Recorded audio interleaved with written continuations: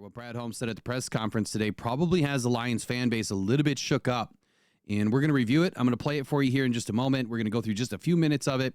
I've written at least 10 points here of what Brad Holmes said, and he's probably not going to be taking an edge rusher in the first round. So you tell me in the comments below, if he doesn't take an edge rusher in the first round, how pissed are you going to be, or are you not going to be worried at all? Let me know. On a scale of 1 to 5, Brad gets fired, number 5, and hey, cool as a cucumber, number 1. You just let me know from 1 to 5. What do you think Brad's going to do now with what he said at the conference today? So let's dig into it. Brad Holmes press conference. Here we go.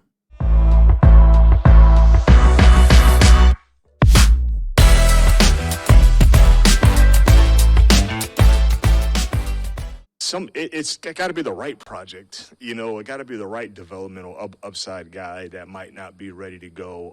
Because there's a ton of them in every draft, and you know, Manu was just one of those guys that was like, man, like was really appealing, and we had, you know, a lot of love for in the process, and kind of just we were in position to take him. But you know, look. Derek Barnes was developmental when we took him, you know, and, you know, was kind of still learning how to play the linebacker position and all that kind of stuff. So it all goes back down to the right intangibles and who we feel is a good football player. But, you know, I totally understand. It's just that I think in the past, we didn't really, like when we first started, you know, in 21, you know, we didn't have as much talent on the roster at the time, and all those young guys had to play.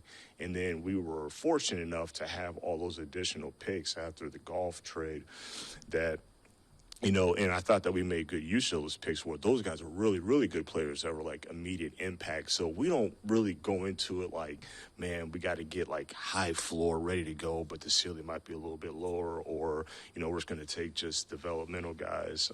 It's just, there's no problem taking a developmental guy. Again, like I said, like, you know, some of these guys, man, you could take a late round pick and, you know, it's got to be the right guy or it's going to be hard to make the roster.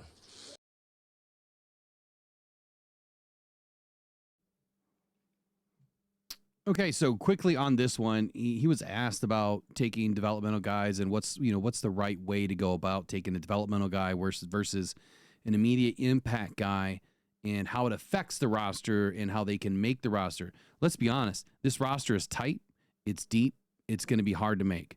One of the first calls that I made this season is that Brad Holmes is probably going to get rid of some of those late round draft picks and move up or move around or, you know, score something for next year, because it's going to be really hard as a 6th and 7th round pick to make the roster this year.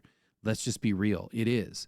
So why wouldn't you want to package up, you know, a few of those picks and move around to get, you know, some of these high quality football players that Brad Holmes is looking for?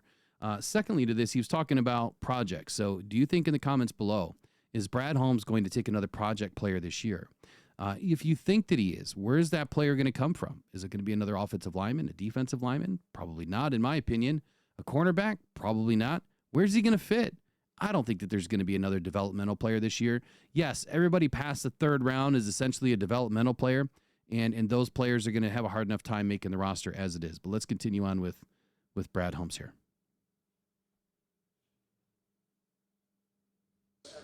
When you have the 20th pick, and let's just say there's a handful of players you think might be there that you'd like, and now you're getting close to me on the clock and they're still there. Is trading down an attractive thing because we're going to get one of the guys we were hoping to get and we can pick up additional assets? Oh, yeah. And for the record, one of my early takes 8 weeks ago in round 1 mock was that the Lions are going to trade back. And every single mock after that, besides one that I did for you guys, it was always the Lions trading back off of 28. Given the way that this draft is flowing right now and all of the other mocks and the consensus top 50 boards, I see where the Lions are going to have a boatload of really good football players available at 28. And if they trade back 6 or 7 or even 8 spots, hell, it could even be 10 spots, they are still going to score a dynamic football player. Now, there's only about 14 solid number ones in this draft, and of that, there's probably 3 blue chippers. So it really doesn't matter who the Lions take between pick 12 and pick 60, because about all of those players are the same quality. I would say after 50, it starts to dive off a little bit, but I would say they're all relatively in the same mold. But let's continue to listen to what he said. Absolutely. I mean, if the compensation is right and it's reasonable and it makes sense, and like I said before, if we have the pool of players, that we have kind of relatively in the same bucket, then yeah, absolutely, that could be an option. Because you talk a lot about when we were in Florida, kind of the future, right, in terms of like planning ahead for that stuff. Is it more important now to hit on guys that can be cheap for a while, you know what I mean, to make sure that you have that financial flexibility, or to get other guys that will be in the pipeline that you can, do the same thing with, I guess? So say that again. You said, is it more important to get guys that? I guess it's the quantity versus quality sort of debate. When Yeah. it comes to you don't have as many open roster spots, so it sort of ties in with that, acquiring the extra picks. How do you manage that, where you're more likely to hit on a couple guys if you get 5 versus that trading up and we get the one guy that Yeah. get us. Yeah, no, I totally see what you're saying, and the way that I kind of view it is, let's take care of the main thing first, and just see if we can get just the best football players for us first, and then we'll deal with what we have to do later. But I'd rather have a surplus of good football players that we really, really like, and increase great problems to have. And that might increase great problems to have, but I'd rather have those great problems instead of not having a great problem to have. Okay, so real quick on that before we get to the Zadarius Smith portion here. Essentially, what I believe that was Dave Burkett was asking is he started to ask about, is it better to keep it cheaper right now, right? Moving forward, grabbing, some of these, cheaper guys to kind of help balance out these large extensions that they have to do. I think he probably could have asked it a better way. And then he kind of changed his question, kind of saying quality over quantity. And I get it. I hear what he's saying. And Brad's answer is simple, right? I think if you dissect what he's saying is let's keep the main problem, which is finding good football players. Let's get as many of those as we can. And then after that, do what we may. And then in that same breath, we may not have, a need for these later draft, picks anyway. And he may maneuver and do something with it. Backing up a few moments ago, he was asked about, trading back. And if there's a lot of good quality there at 28, does trading back make sense? And it absolutely has always made sense. That's been my play for the Lions this whole time, is trading back off of 28. And if they do that, they should be able to get, some good value, which is at least a second round pick if they're only moving back about 6 or 7 picks. And then probably a late day, 3 pick, 6th round, 5th round, just to move back 6 or 7 slots. But if they're moving back further than that, they're probably going to get a lot more compensation. Let's listen to the Zadarius Smith part here. Since the annual meeting, have you had any more conversations with his agent or the player? No, we haven't had any discussions since then. And, I think we kind of left it as, that, his agent would kind of let us know if something was, going on, or, if anything had changed or if we had any updates. So, but no, we haven't had any discussions since annual meetings. What Dave was talking about, I'm just curious about the BPA versus need conversation. When maybe a guy is... I love need. Let's say you guys know me. Is clearly a guy you evaluated very, very highly, but there's an overlap with a guy in your roster where it's tough to see how you get both of them on the field. Like, how do you handle that as an evaluator when that guy's the best player, but maybe can't help you in a meaningful way? Yeah, and we've had those discussions. I think the interesting thing, Justin, is that, and this is where I not get annoyed, but this is why I sometimes don't understand the whole need thing, because when each season ends, it's going to be something else.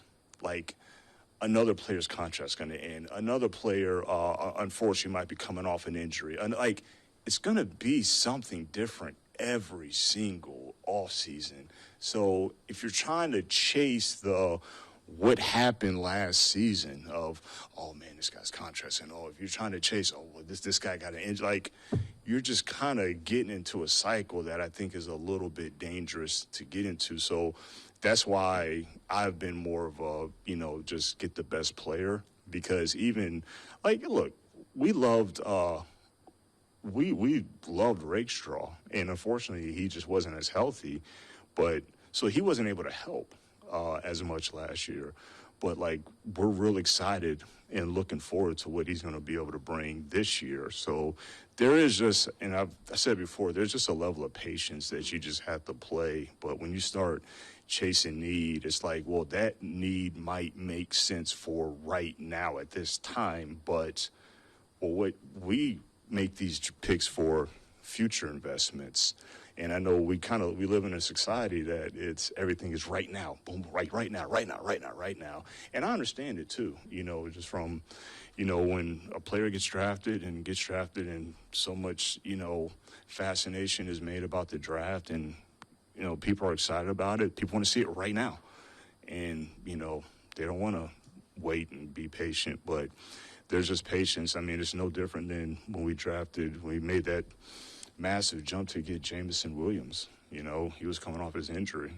We knew maybe he could play a little bit late in the season, but weren't planning on it,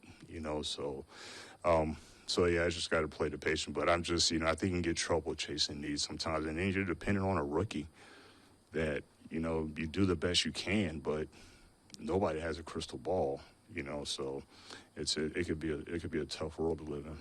Perfect timing for your 50th question about pass rushers then.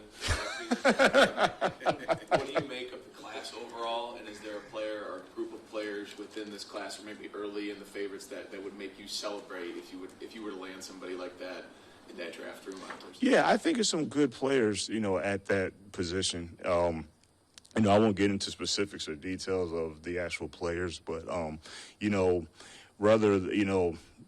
know some will go before our pick, some might be available at our pick, and, just like previous questions that I fielded, it might be opportunity to trade back, and then that position is there.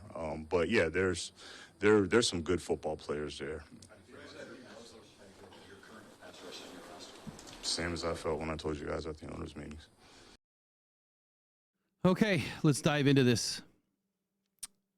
It's very simple to me. At the end there, he was asked if you could give, your evaluation on where you feel the pass rushing portion of your roster is right now. And he said it's the exact same as what I felt at the owners' meetings. And then also the strategy and all of that. He feels it's the exact same, right? I wrote down some things during the interview there.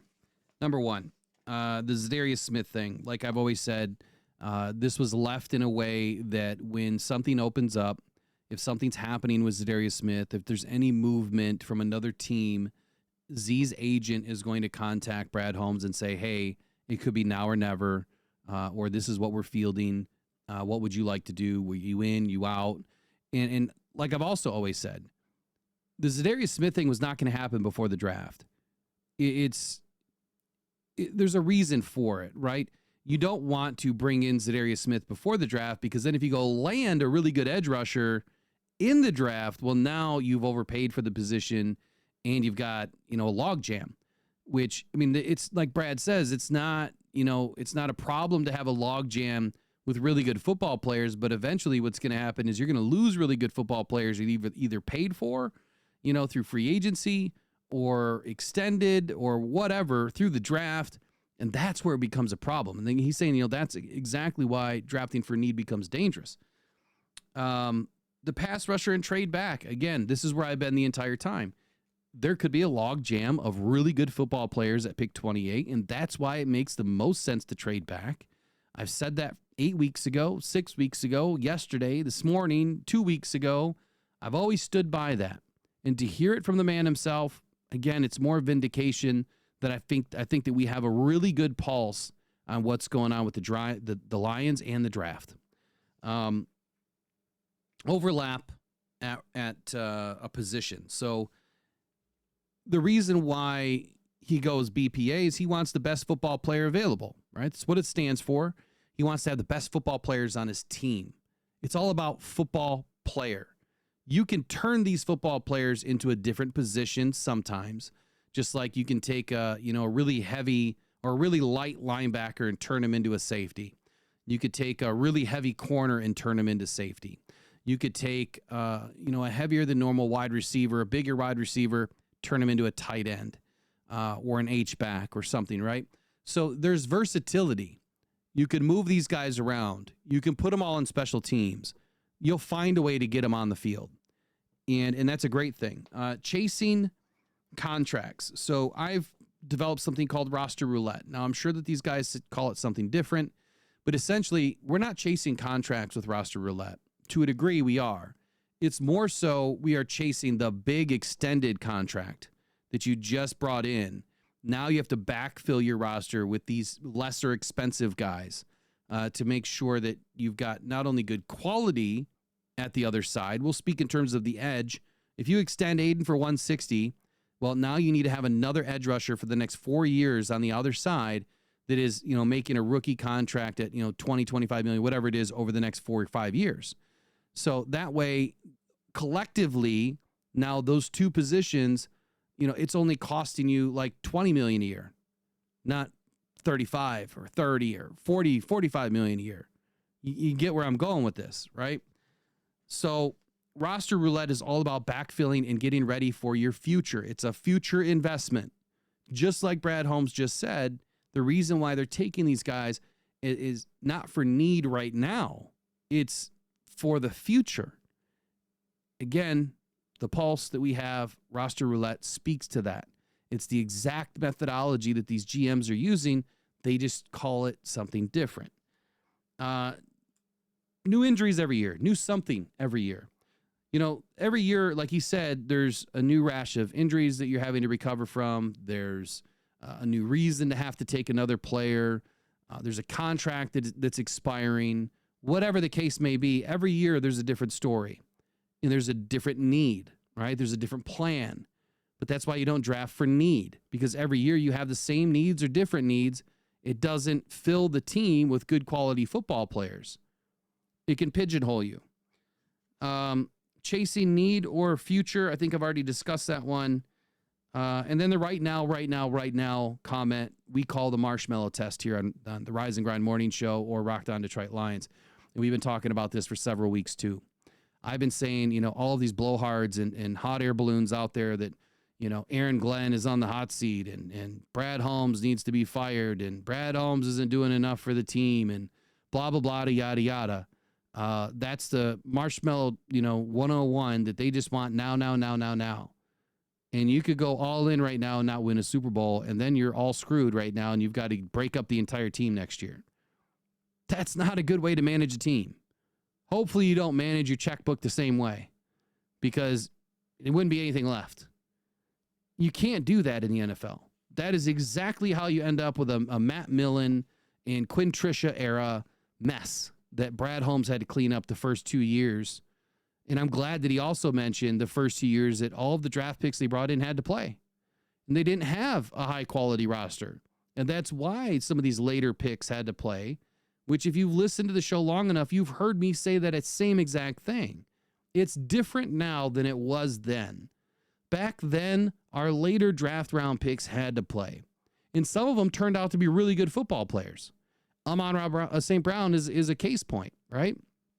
Today, it's you may not only be able to add a first through third round pick in this year's draft that's even going to make your roster. So what are you going to do with a 5th, 6th, 7th, or even maybe a 4th round draft pick? You're going to have to do something, right? So you can bring them in and they may end up on a practice squad, or you're going to move around off these picks and you're going to try to trade up or trade back or utilize it to trade up or trade back to put your team in a better position for the future, because you might get future draft picks out of it, maybe not this year. Patience. So again, are we going to get an edge rusher in the first round or not? So far from what I've heard, obviously Brad's never going to make a guarantee. He's going after best player available. He's going after the best value. It's not even best player anymore. It's best value. It is BVA. It is not BPA, because if he wanted the best player, he wouldn't move off of 28. He would take the best player available at 28. But now, like I've always said, it's trading back, getting better value, still ending up with a really good draft pick, and then stacking for the future. So that's the new term of the week for you guys, is best value available. Is Brad Holmes taking an edge rusher in the first round? I would like to know in the comments below what you think. And if he doesn't, is Brad Holmes to be fired, rated at number 1? And is Brad Holmes doing the right thing, rated at number 5? 1 through 5. Is Brad going to get fired? Should he get fired if he doesn't take an edge rusher? Or do you think everything's fine? Team will be moving in the right direction. He'll make the right pick. That'll be a number 5. And hey, if you think it's somewhere in the middle, it'll be a number 3. I don't think it's a necessity to get an edge rusher in the first round. I think that if Brad really wants to make a splash and really wants to go hard at the best players available, then he's going to package up the next couple of seasons of draft picks, and he's going to move into the top 10, and then he's going to move into the top 23. He's going to grab 2 really good football players. He's going to take somebody in the 3rd round, and then maybe one more pick, and then he's out. Maybe you see us get 4 players this year total. We'll see what happens, but I would love to know in the comments below, what do you think about Brad Holmes and his press conference today, the few topics that we just discussed, and do you have any more confidence left in you about the draft this year? We'll see you guys next week from Green Bay. That's right. We are the only Detroit Lions podcast, Detroit Lions channel, that will be in Radio Row covering the NFL draft live. Be with us next week, man. Let's do it for Rockhound Cancer Foundation. Let's do it for the Detroit Lions. We'll see you guys later. Bye-bye.